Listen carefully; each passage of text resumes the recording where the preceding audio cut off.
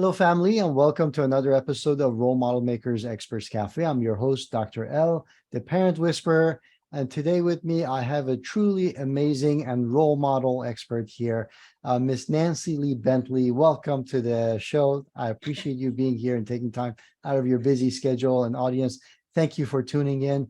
Nancy, your information, how you show up in our community and take charge and really inspire people and on such an important topic led me to decide, you know what, you need to be on the show. You need to kind of talk a little bit more about what you do and why you do it. So without further ado, ladies and gentlemen, Nancy, can you tell us a little bit more about who you are, what you do, and why you do it? And then we'll go from there.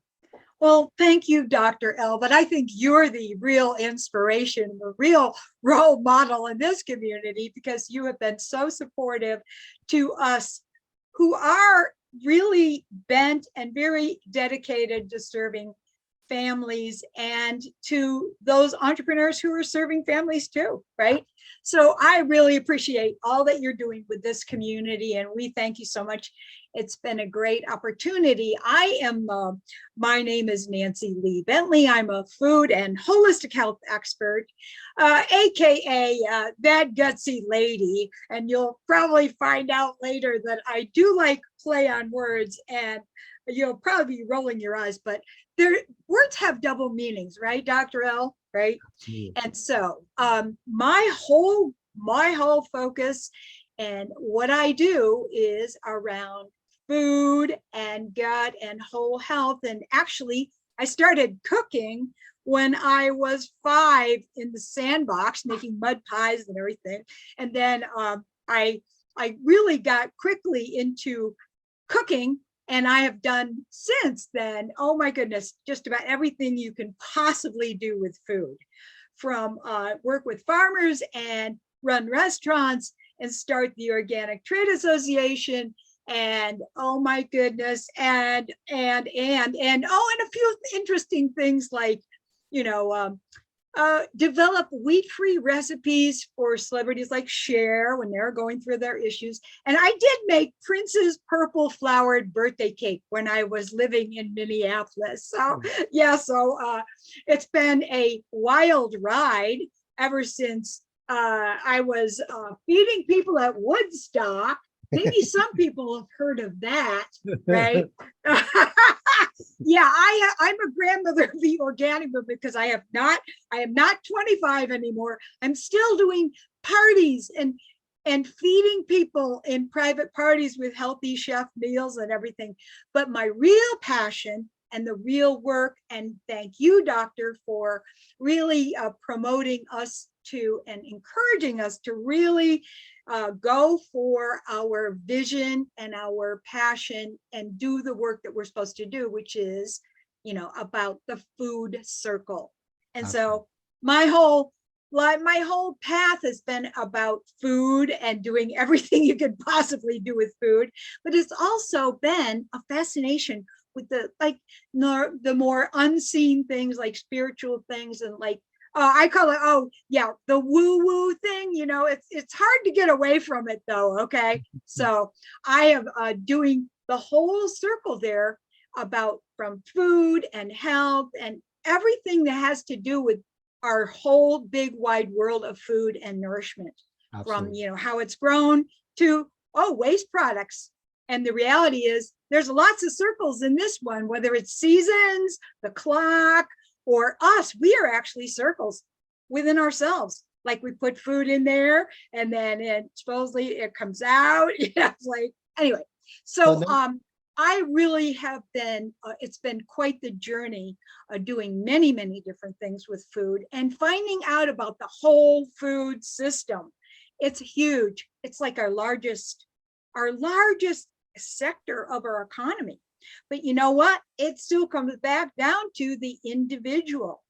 And as we say, you can be whatever you want to be. And as the talk I usually give, and I'm pretty edgy, if you hadn't gathered that, but I'm usually saying my signature talk is, do you really have the guts to be healthy?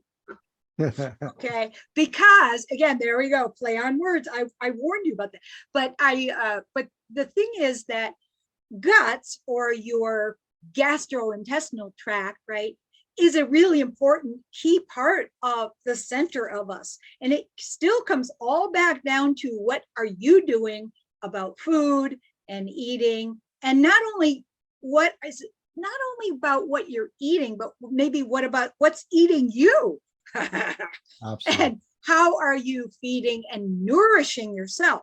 Which, really, truthfully, yes, we think healthy food should be healthy and nourishing and all that, but really, we're nourished by a lot of other things, including and especially uh, our fellowship, our family, the nurturance that we need from love. And and as you know me, I go, well, and don't forget, the secret ingredient is always love, because love is really the basis of everything. We are love, even though, well, I joke around about how our family, internal family, body, mind, heart, soul, we're arguing a lot with each other, right? We're not always on the same page. So it's all about coming back together into unity and circle. And hey, it's not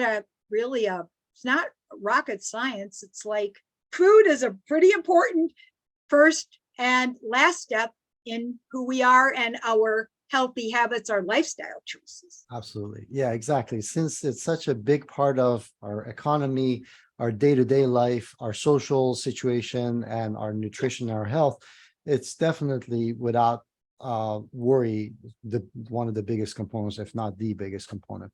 That Yes. being said, many of us never get adequate training on how to go about it, or so there's cultural, there's social stigmas and all kinds of things that are put on us, and we kind of find our happy medium someplace in the middle. But unfortunately, for most of us, that happy medium is not happy at all. Yeah, It's that's it's right. not happy as far as where your health is. It's not happy as far as socially, and so many other ways, right? So, what are some of the challenges for that you see typically when people come to you and they have concerns? What are the concerns and what are the challenges that you see? Well, I think that since in the last 2, 3 years, people are starting to wake up to the fact that, you know what, I got to start eating healthier. I got to start eating better. I got to do something, because chronic illness is huge in this country. And it's even down to kids now. It's like, wow. And there are a lot of reasons why that's happening. We have a lot of toxins and stuff in the food that we don't need, or that, that's hard for our body to deal with, right? Chemicals and stuff like that.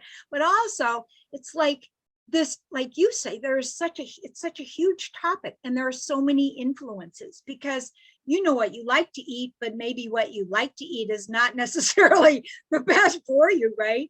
And we've gotten pretty disconnected even from ourselves, from each other. The last few years has been crazy.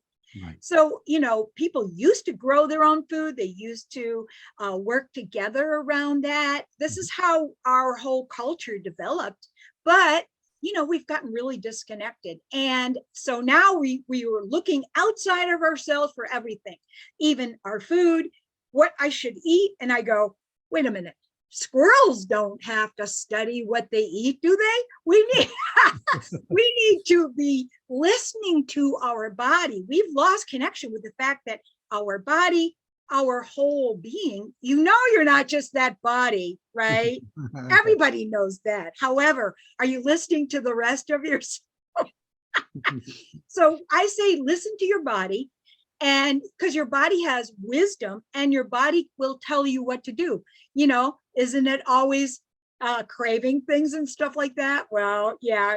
It's how you eat and how you are nourishing yourself is really important. But I think we've gotten pretty well, okay, Dr. L, everybody loves sugar. And when you're craving, when you crave sugar, right? Who doesn't, right? A lot of times we go, oh, like I'm craving sugar, but actually it's really, you know what? It's like more, it's like those bacteria in your digestive system are the ones that are craving the sugar. And we're that disconnected, right? So much. So I'm saying we got to get back in tune, eat healthier food, like real food, okay? And eat it in season. And like, yeah, we don't cook that much anymore. Maybe we need to get back into around, get back around together, get around to it with our food and start growing our own. And how about eating together around the table with our family? There you go. That's a good start. Cooking together, learning and taking more control over, so that we have a better control over what goes into our bodies. Right. And you know what? The more you eat, the more you want. So whether it's sugar or good, healthy, fibrous vegetables that are fresh from your garden, right, you can change. And that's what's encouraging, I think. But it's not going to happen overnight. It's not a pill. You've got to start. What do you want? What is important to you? Start making connections, start making the first steps, and start studying and listening to your body, of course. Right. And I think over a period of time, you will become more aware and you'll become more, more confident in listening to your own self about what you need. Right. Right. Actually, you brought up a really good point that I myself personally had a realization that oftentimes when you eat low quality foods, it leaves you hungry, not necessarily for more calories, but for that taste and the actual quality that was not there in that food. So you tend to overeat. But many times when you actually eat quality food, sometimes simple as one bite of it is enough to satiate you. You're like, that was rich, delicious. I feel great. I would love to have maybe a second bite, but I don't need any more than that. I feel fulfilled because what I received is exactly what I needed, basically. That's a really good point. Unfortunately, a lot of the food that we have doesn't have we call it nutrient density, exactly, meaning real strong minerals and vitamins and the nutrients that we need, our body needs to make, and have it be working and when you eat healthy food that's like organic food, it's local, it's real food, you are getting the nutrition that you need, not just the calories or the fiber, but the real nutrient density that you need. And you know what? We're supposed to eat a mixture. We're supposed to eat sweet, sour, salt, and bitter. And really, if we ate all of those foods, which, many foods are a whole spectrum, but actually we would be, if we were eating a whole mixture of food, we wouldn't be craving some of that, we don't like sour and bitter, but we actually, if we ate sour, sweet, and salty and bitter, we wouldn't be craving as much as we do. Because you're right, we don't have a lot of the food nutrient density that we need to just even make our bodies work. Well said. Now, Nancy, from eating habits to food addictions and gut flora to macro and micronutrients, it's a huge topic, not to mention agriculture. All of that aside, and organic and non-organic, the list goes on, right? All of that aside, this is only 10, 15 minutes. It's a broad topic, but if there was one tip, one suggestion that you would have for our listeners that, all right, you know what would be the takeaway from this that I could go home and improve our culinary basically habits? What would be the thing that you would recommend, the most important thing related to what you do? You know what? There's so many things that we can do, just little things that we can do. I mentioned, all right, well, let's start eating together, or getting together and with our family and eating around the table at least once or twice a week. I mean, we're all just gonna, but also start getting more involved with your food, whether it's starting to grow. By the way, you can grow and you can survive, literally. You could survive on 2 ounces of sprouts a day. We don't need all this, so much of the food that's high calorie and low density, but you could survive, and you can make sprouts from seeds in a paper towel or in a jar in your kitchen. So just tuck that knowledge away. You might need that sometime, right? Yeah. Right. Really cool. Awesome. Thank you, Nancy. That's not only something that is applicable as in, great, I don't have to eat a bowl of salad. 2 ounces is great. So that's a huge realization. The other part is that it's something that you can grow. And sometimes people lose that connection with the land and where your food comes from. And this is a great way to kind of bring that back home. So awesome. Just a simple tip. I know that this is the tip of the iceberg. So how can people find out more about you and what you do and connect and get support? Well, I have a lot of things that I'm offering, and I'm really grateful to be able to, provide, the whole 9 yards of things for people to help them to get, jumpstart getting, eating healthy and sticking with it. And then let's get together around our food. So we take a lot for granted. So one of the ways is I actually have a Jumpstart Your Healthy Eating Dessert First ebook that people can get on my website, nancyleebentley.com. Okay. Or if you want to get in touch with me, and find out some more information, I have a lot of programs. We're starting the Food Circle show on the Role Model Maker TV soon. But if you want some more information, you want to get in touch with me, reach out. That Gutsy Lady at gmail.com will get it to me. I love it. I love the name too. That's awesome. So very cool. Definitely lots of experience. Audience, family members, please make sure that you go ahead and role model the behavior that one, we don't have all the answers. Two, it's okay not to have all the answers. Three, that we need to connect as social creatures, especially to people who have our interest at heart, want to support us, and want to make this world a better place. And Nancy is certainly one of those. So make sure that you connect with Nancy and role model that behavior for your children so they don't feel like they have to do all the heavy lifting by themselves or that this world is a dangerous and angry place for them. So that being said, if you haven't already done so, also make sure you click subscribe so that you get notifications of all the experts that come here talking about their gifts, their passions, their topics, and their expertise, just like Nancy just did, and you can benefit from those. And Nancy, I love working with you. I have seen you in many different stages. And anyways, you are a wealth of knowledge and a wealth of experience. So any final words for our audience members before we finish? Likewise, Dr. L, I'm so grateful to know you and to work with you.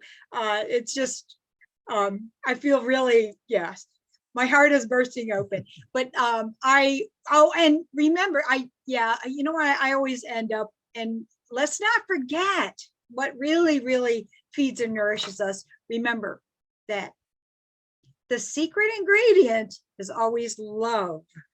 I love it. I love it. I love that last word. So thank you. I appreciate it. Thank you so much.